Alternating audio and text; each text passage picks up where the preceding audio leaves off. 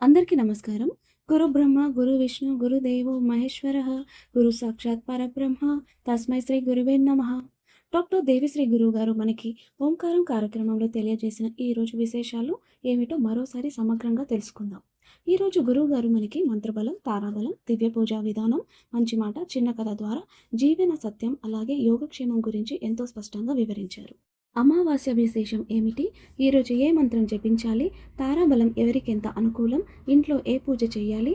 మనసు ప్రశాంతంగా ఎలా ఉంచుకోవాలి? ఇలాంటి అనేక విషయాలను గురువుగారు ఎంతో సులభంగా, శాస్త్రీయంగా వివరించారు. ఇప్పుడు ఒక్కో అంశాన్ని సులభంగా అర్థం చేసుకుందాం. విశ్వావాసు సంవత్సర ఉత్తరాయణ శిశిర ఋతువు మాఘమాసం కృష్ణపక్షం అమావాస్య మంగళవారం ధనిష్టా నక్షత్రం. గురువుగారు చెప్పారు, ఈరోజు ధనిష్టా నక్షత్రం సాక్షాత్తు పార్వతీ నక్షత్రంగా, శక్తి నక్షత్రంగా పరిగణించబడుతోంది. అంటే ఈరోజు అమ్మవారి శక్తి అత్యంత ప్రభావితంగా ఉంటుంది. అమ్మవారి అనుగ్రహం కోసం ఇటువంటి దివ్యమైన రోజున మనమందరం పరిపూర్ణ భక్తితో అమ్మవారి నామస్థుతి చేయాలని గురుగారు సూచించారు. గురుగారు ఈ విధంగా చెప్పారు, ఈరోజు ఎవరైతే అమ్మవారి నామాన్ని భక్తితో జపిస్తారో వారికి సమస్త మంగళం కలుగుతుందని. సమస్త మంగళం అంటే మన జీవితంలో శుభపరిణామాలు కలగడం, సంకల్పాలు సిద్ధించడం, మనసులో ప్రశాంతత కలగడం. అంతేకాదు మహాశివరాత్రి తరువాత వచ్చే ఈ అమావాస్య పార్వతీ పరమేశ్వరులకు ఎంతో విశేషమైనది అని గురువుగారు వివరించారు. ఈరోజు అమ్మవారు చాలా సంతోషంగా, కరుణతో ఉంటారని చెప్పారు. ఈరోజు ప్రేమతో పూజించిన వారికి అమ్మవారు తదాస్తు అని అనుగ్రహిస్తారని చెప్పారు. కానీ ఒక ముఖ్యమైన విషయాన్ని కూడా గురువుగారు స్పష్టం చేశారు. మీ సంకల్పం ధర్మబద్ధంగా ఉంటేనే అది సిద్ధిస్తుంది.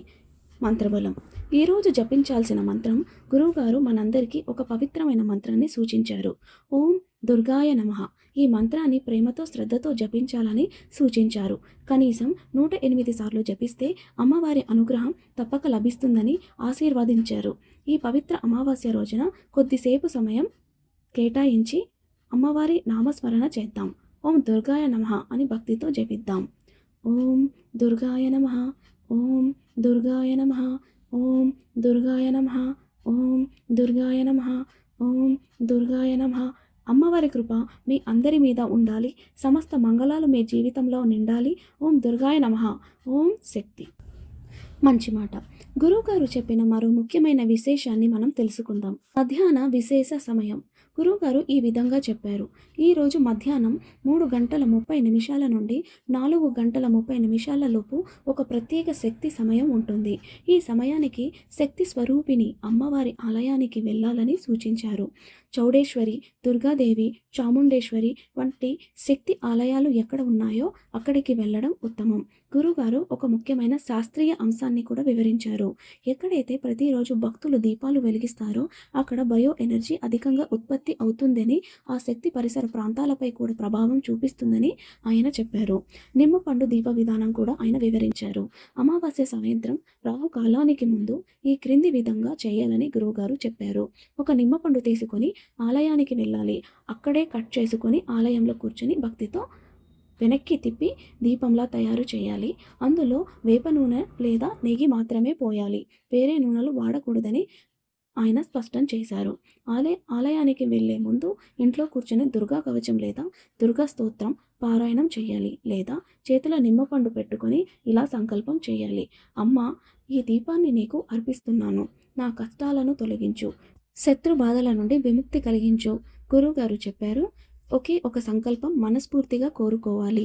అది చాలా రోజులుగా పెండింగ్లో ఉన్నదైనా కావచ్చు, లేదా శత్రువులపై విజయం కావచ్చు, లేదా ఏదైనా చెడు ప్రభావం తొలగించుకోవాలనే కోరిక కావచ్చు. కానీ ఒక విషయం జాగ్రత్తగా గుర్తుంచుకోవాలని చెప్పారు. నిమ్మపండు దీపం ఇంట్లో వెలిగించరాదు, దేవాలయాల్లో మాత్రమే వెలిగించాలి. గ్రహణం గురించి కూడా గురువుగారు స్పష్టత ఇచ్చారు. ఇంకా చాలామంది ఈరోజు గ్రహణం ఉందని భయపడుతున్నారని గురువుగారు చెప్పారు. గురువుగారు చాలా స్పష్టంగా చెప్పారు ఏమిటంటే, ప్రపంచంలో సూర్యగ్రహణం ఉన్నా భారతదేశంలో కనిపించదు. కాబట్టి మనకు గ్రహణ ఆచరణ పద్ధతి లేదు. అందువల్ల సోషల్ మీడియా వార్తలు చూసి భయపడవద్దు. అవసరం లేని అనుమానాలు పెంచుకోకండి. మనసు ప్రశాంతతపై గురువుగారి మంచి మాట. గురువుగారు ఒక గొప్ప జీవన సత్యాన్ని చెప్పారు. ఎవరికి మనసు ప్రశాంతంగా ఉంటుందో వాళ్ళు జీవితంలో సరైన మార్గాన్ని ఎంచుకోగలరు.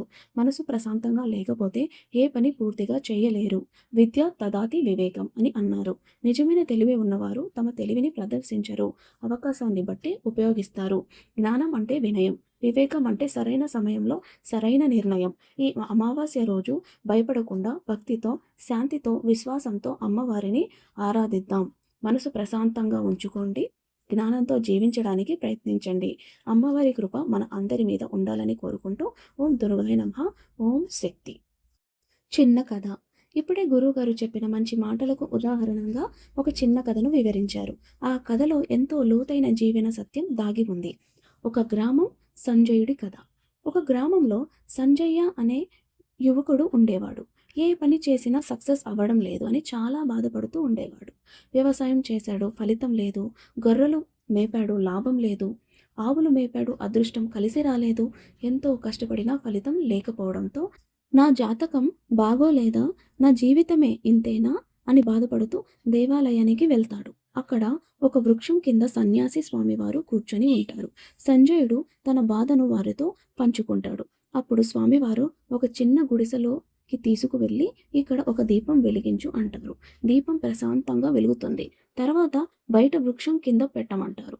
బయట గాలి ఎక్కువగా ఉండడంతో దీపం కొనకాయిస్తుంది. అప్పుడు స్వామివారు ఇలా చెప్పారు, చూడు, బయట గాలి ఎక్కువగా ఉంది, అందుకే దీపం స్థిరంగా ఉండలేకపోతుంది. లోపల ప్రశాంతత ఉంది, అందుకే దీపం నిలకడగా వెలుగుతుంది. నీ మనసు కూడా ఇదే విధంగా ఉంది. నీ మనసులో గందరగోళం ఎక్కువ, అందుకే నీ జీవితంలో నిలకడ లేదు. నీ మనసు ప్రశాంతంగా మారితే నీ దారి నీకు స్పష్టంగా కనిపిస్తుంది. ఆ రోజు నుంచి సంజయుడు ప్రతిరోజు ఉదయం లేచి 5 నిమిషాలు ధ్యానం చేయడం ప్రారంభించాడు. మనసుని ప్రశాంతంగా ఉంచుకోవడం అలవాటు చేసుకున్నాడు. కొద్ది కొద్దిగా అతనికి తన జీవిత మార్గం స్పష్టమైంది. కష్టపడి పైకి వచ్చి ఆ ఊరిలోనే గొప్ప వ్యక్తిగా ఎదిగాడు. గురువుగారు ఈ విధంగా చెప్పారు, ఎవరి మనసులో గందరగోళం ఉంటుందో వాళ్ళు ఏది పూర్తిగా సాధించలేరు. ఎవరి మనసు ప్రశాంతంగా ఉంటుందో వాళ్ళు అనుకున్న లక్ష్యాన్ని చేరుకుంటారు. విద్య తదాతి వివేకం. నిజమైన జ్ఞానం మనసుకు ప్రశాంతతను ఇస్తుంది. అందుకే మనసును ప్రశాంతంగా ఉంచుకోండి. భయాలు, అనుమానాలు, ఇతరుల మాటలు మనసులో గందరగోళం కలిగించనివ్వకండి. మనసు ప్రశాంతంగా ఉంటే మీ జీవితంలో వెలుగు లభిస్తుంది. మీరు కూడా ఇతరులకు వెలుగుగా నిలుస్తారు. ఓం నమః శివాయ. తారాబలం. ఈరోజు ధనిష్ట నక్షత్రం కావడంతో గురువుగారు తారాబలాన్ని వివరంగా తెలియజేశారు. ఇప్పుడు ఆ తారాబల ఫలితాలను మనం సులభంగా అర్థం చేసుకుందాం. ఈరోజు నిత్య నక్షత్రం ధనిష్ట నక్షత్రం. గురువుగారు ఈ విధంగా చెప్పారు, అశ్విని, ముఖ, మూల నక్షత్రం వారికి ప్రత్యక్ష తార, కార్యాలలో ప్రత్యక్ష ఫలితాలు కనిపించే రోజు. భరణి, పుష్యమి, పూర్వాషాఢ నక్షత్రాల వారికి క్షేమతార, శుభం, రక్షణ, మనశ్శాంతి లభించే రోజు. కృతిక, ఉత్తర, ఉత్తరాషాఢ నక్షత్రం వారికి విపత్తార, జాగ్రత్త అవసరం, ఆవేశ నిర్ణయాలు తీసుకోకూడదు. రోహిణి, హస్త, శ్రావణ నక్షత్రం వారికి సంపద తార, ఆర్థికంగా లేదా కార్యకర రంగంలో శుభ సూచనలు. మృగశిర, చిత్త, ధనిష్ట నక్షత్రం వారికి జన్మంతార, ఆత్మ పరిశీలనకు అనుకూలమైన రోజు. ఆరుద్ర, స్వాతి, శతభిష నక్షత్రం వారికి పరమమిత్రతార, అత్యంత అనుకూలమైన శుభ సమయం. పునర్వాసు, విశాఖ, పూర్వభాద్ర నక్షత్రం వారికి మిత్రతార, మంచి ఫలితాలు, సహకారం లభించే రోజు. పుష్య, అనురాధ, ఉత్తరాభద్ర నక్షత్రం వారికి నైదనతార, కొంత జాగ్రత్తగా ఉండాలి. పెద్ద నిర్ణయాలు వాయిదా వేయడం మంచిది. ఆశ్లేష, జ్యేష్ఠ, రేవతి నక్షత్రం వారికి సాధకతార, ప్రయత్నాలకు ఫలితం దొరికే రోజు. గురువుగారు ఈ విధంగా చెప్పారు, తారాబలం అనేది మన సాంప్రదాయంలో ఒక మార్గదర్శకం మాత్రమే. భయపడటానికి కాదు, జాగ్రత్తగా ఉండటానికి. ఎవరికైనా విపత్తార లేదా నైదన తార వచ్చినా భక్తితో దైవస్మరణ చేస్తే దోష ప్రభావం తగ్గుతుంది. ముఖ్యంగా ఈరోజు ధనిష్ట నక్షత్రం కావడంతో శివారాధన, అమ్మవారి నామస్మరణ చేయటం ఉత్తమం అని సూచించారు. అందుకే మీ నక్షత్రం ఏదైనా కావచ్చు, మనసు ప్రశాంతంగా ఉంచుకుని భక్తితో దైవాన్ని స్మరించండి. శుభ తారాబలం మీ అందరికీ కలగాలి. ఓం నమః శివాయ. ఓం దుర్గాయ నమః. ఈరోజు గురువుగారు చెప్పిన మన సాంప్రదాయం విశేషాలు ఏమిటో చూద్దాం. మన సాంప్రదాయాల్లో ముహూర్త బలం, శకున శాస్త్రం, ఆచారాలు వంటి విషయాలకు చాలా ప్రాధాన్యం ఉంటుంది. అందులో చాలామంది అడిగే ఒక ప్రశ్న, ఇంట్లో పిల్లిని పెంచడం శుభమా అశుభమా? గురువుగారు ఈ విషయంపై చాలా స్పష్టంగా వివరించారు. గురువుగారు ముందుగా ఒక అద్భుతమైన పదాన్ని చెప్పారు, అవిభక్త కుటుంబం అంటే ఏమిటి? మనుషులే కాదు, మనతో కలిసి జీవించే జంతువులు, పక్షులు కూడా కుటుంబ సభ్యులే. గ్రామాల్లో గేదెలు, కుక్కలు, కోళ్ళు, పిల్లులు ఇలా ఎన్నో జంతువులను పెంచుతూ ఉంటారు. వాటిని కుటుంబ భాగస్వాములుగా భావిస్తారు. పిల్లిని మర్జల ఋషి అని కూడా పిలుస్తారని గురువుగారు చెప్పారు. కానీ కొన్ని ఆచారాల్లో, ముఖ్యంగా నిత్య యజ్ఞాలు చేసే కుటుంబాలు, నిత్య పూజలు, హోమాలు చేసేవారు ఇంటి పవిత్రత పరిరక్షణ కోసం పిల్లిని దూరంగా ఉంచేవారని చెప్పారు. ఎందుకంటే పిల్లి బయట తిరుగుతుంది, స్నానం చేయదు, వెంట్రుకలు ఆహారంలో పడితే నైవేద్యానికి అనర్హం అవుతుంది.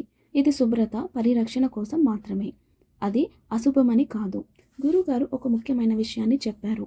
పిల్లి ఇంటికి రక్షక జీవి. ఎలుకలను పారద్రోలుతుంది. ఎలుకల వల్ల వచ్చే వ్యాధులను నివారిస్తుంది. పిల్లి శబ్దం వింటే సర్పాలు కూడా దగ్గరికి రావు. అంటే ఇంటి రక్షణలో పిల్లికి పాత్ర ఉంది. పూర్వం శకున శాస్త్రంలో దారిలో పిల్లి కనిపిస్తే కొన్ని సూచనలు చెప్పేవారు. కానీ అదే పిల్లి మన ఇంట్లో పెంచుకున్నది అయితే అది అశుభం కాదు. కేవలం పూజల సమయంలో శౌచ నియమాల కారణంగా మళ్ళీ స్నానం చేయాలి, శుభ్రంగా ఉండాలి అని చెప్పారు. అంతేకాని వేదంలో, శాస్త్రంలో పిల్లిని ఇంట్లో పెంచకూడదు అని ఎక్కడా చెప్పలేదని గురువుగారు స్పష్టం చేశారు. గురువుగారు ఈ విధంగా చెప్పారు. భయం వద్దు, అపోహలు వద్దు. శాస్త్రం వెనుక ఉన్న అసలు భావం తెలుసుకోవాలి. జంతువులపై కరుణ, ప్రేమ ఉండాలి. అలాగే ఆచారాల్లో శుభ్రతను పాటించాలి. ఇద్దరిని సమతుల్యంగా చూడగలిగితే మన జీవితం సార్థకమవుతుంది. మన సాంప్రదాయాలను అర్థం చేసుకుని పాటిద్దాం. అపోహలతో కాదు, జ్ఞానంతో జీవిద్దాం. ఓం నమః శివాయ. ఈ రోజుటి దివ్య పూజ. గురువుగారు రేపటి విశేష రోజుటి గురించి ముఖ్యమైన సూచనలు అందించారు. రేపు పాల్గొన మాసం వచ్చే ఒక శుభదినం కావున బుధవారం కావడంతో విద్య, వాణిజ్యం, బుద్ధి సంబంధమైన కార్యాలకు అనుకూలమైన రోజు. గురువుగారు ఈ విధంగా చెప్పారు. ఇంకా సుమారు 15 రోజుల తర్వాత చంద్రగ్రహణం రానుంది. శాస్త్రంలో ఒక నియమం ఉంది. ఒక గ్రహణం నుండి మరొక గ్రహణం మధ్యకాలంలో పెద్ద శుభకార్యాలు, దీర్ఘ ప్రయాణాలు జాగ్రత్తగా ప్లాన్ చేసుకుని చేయాలి. కానీ ఇక్కడ ఒక ముఖ్యమైన విషయం గుర్తుంచుకోవాలి. ఈరోజు జరిగిన సూర్యగ్రహణం మన దేశంలో ప్రభావం చూపకపోతే దాని ఆధారంగా భయపడాల్సిన అవసరం లేదు. చంద్రగ్రహణం ప్రధానంగా పరిగణించాలి. గురువుగారు స్పష్టం చేశారు. చంద్రగ్రహణం ప్రారంభం అయ్యే వరకు మనకు ముహూర్తాలు అందుబాటులో ఉంటాయి. అందువల్ల శుభకార్యాలు భయపడకుండా ఆచరించవచ్చు. గురువుగారి సందేశం చాలా స్పష్టం. గ్రహణం అంటే భయపడాల్సిన విషయం కాదు, అది ఒక ఖగోళ సంఘటన. శాస్త్రం ఇచ్చిన మార్గదర్శకాలను గౌరవిస్తూ మన పనులను ధైర్యంగా చేయాలి. అనవసరమైన అపోహలు, సోషల్ మీడియా భయాలు మనసులో పెట్టుకోకండి. అందుకే రేపటి బుధవారం శుభదినాన్ని సద్వినియోగం చేసుకోండి. విద్య, జ్ఞానం, దైవస్మరణతో రోజును ప్రారంభించండి. గ్రహణాల గురించి అవగాహనతో ఉండండి, కానీ భయంతో కాదు. గురువుగారు రేపటి ఉదయం చేయాల్సిన ఒక అత్యంత శుభమైన ఆచరణను మనకు తెలియజేశారు. ఉదయాన్నే లేవగానే రేపు ఉదయం సూర్యోదయానికి ముందే లేదా ఉదయం ప్రశాంతత సమయంలో ఇంట్లో శ్రీమన్నారాయణ స్వామి ముందు 2 నెయ్యి దీపాలు వెలిగించాలి. ఇది ఎంతో శుభప్రదమైనది అని గురువుగారు చెప్పారు. తులసి అర్చన నారాయణునికి అత్యంత ప్రీతికరమైనది. తులసి, అందువల్ల తులసి దళాలతో అర్చన చేయాలి. భక్తితో ఓం నారాయణాయ నమః అంటూ అర్పించాలి. గురువుగారు ఈ విధంగా చెప్పారు. ఎవరైతే రేపు విష్ణు సహస్రనామం పారాయణం చేస్తారో వారి ఇంట్లో శివకార్యాలు, మంగళ కార్యాలు జరుగుతాయి. అంటే శుభకార్యాలు, ఆనందం, శాంతి పెరుగుతాయి. చదవలేని వారు భయపడవద్దు. ఓం లక్ష్మీ నారాయణాయ నమః అనే నామాన్ని భక్తితో జపించాలి. జపమే శక్తి, భక్తియే ప్రధానం. అందుకే రేపు ఉదయం ఈ ఆచరణను తప్పక చేయండి. 2 నెయ్యి దీపాలు వెలిగించండి. తులసి అర్చన చేయండి. విష్ణు సహస్రనామం చదవండి లేదా ఓం లక్ష్మీ నారాయణాయ నమః అనే జపించండి. మీ ఇంట్లో మంగళం నిండాలి. శ్రీమన్నారాయణ కృప మీ అందరిపై ఉండాలి. ఓం నమో నారాయణాయ నమః. యోగక్షేమం. గురువుగారు ఈరోజు సాయంత్రం గురించి ఒక ముఖ్యమైన ఆచరణను తెలియజేశారు. అమావాస్య సమాప్తి ప్రదోషకాలం పొద్దున నుండి కొనసాగుతున్న అమావాస్య తిథి సాయంత్రం ప్రదోషకాల సమయానికి సమాప్తి అవుతుంది. అందువల్ల ఈ సాయంత్రం ఎంతో పవిత్రమైనది. ఇప్పటికే మంగళవారం రాహుకాలంలో చాలామంది అమ్మవారి ఆలయానికి వెళ్ళి ఆరాధన చేసి ఉంటారు. కానీ గురువుగారు ప్రత్యేకంగా చెప్పారు. ఈరోజు సాయంత్రం ప్రదోషకాలంలో ఇంట్లోనే పార్వతీ పరమేశ్వరుల ముందు 2 నెయ్యి దీపాలు వెలిగించాలి. తర్వాత భక్తితో అర్ధనారీశ్వర స్తోత్రాన్ని పారాయణం చేయాలి. గురువుగారు ఈ విధంగా చెప్పారు. దంపతుల మధ్య సఖ్యత పెరుగుతుంది, అన్యోన్యత ప్రేమ బలపడుతుంది, కుటుంబాలలో శాంతి నెలకొంటుంది. ముఖ్యంగా వివాహం ఆలస్యమవుతున్న వారికి వివాహ యోగం ప్రాప్తిస్తుంది. అర్ధనారీశ్వర తత్వం అంటే శివశక్తుల ఏకత్వం. ఆ తత్వాన్ని ఆరాధించడం వల్ల కుటుంబ జీవితంలో సమతుల్యత కలుగుతుంది. అందుకే ఈ ప్రదోష కాలాన్ని వృధా చేయకండి. 2 దీపాలు వెలిగించండి. అర్ధనారీశ్వర స్తోత్రాన్ని పారాయణం చేయండి. శివశక్తుల కృప మీ ఇంట్లో నిత్యం నిలవాలి. ఓం నమ శివాయ. ఓం పార్వతీపతయే నమః. ఇంతటితో ఈరోజు వీడియోని సమాప్తం చేస్తున్నాము. ఈ వీడియో మీకు నచ్చినట్లయితే దయచేసి లైక్ చేయండి. మీ కుటుంబ సభ్యులతో, మిత్రులతో షేర్ చేయండి. ఇంకా ఇలాంటి ఆధ్యాత్మిక విశేషాల కోసం మా ఛానల్ను సబ్స్క్రైబ్ చేయండి. ఏదైనా పొరపాట్లు ఉంటే లేదా మీ అభిప్రాయాలు ఉంటే కామెంట్ రూపంలో తప్పకుండా తెలియజేయండి. మీ సూచనలు మాకు ఎంతో విలువైనవి. మీకు, మీ కుటుంబ సభ్యులకు సర్వమంగళాలు కలగాలని కోరుకుంటూ ఇక్కడితో సెలవు తీసుకుంటున్నాను. ధన్యవాదాలు. నమస్కారం. ఓం నమ శివాయ.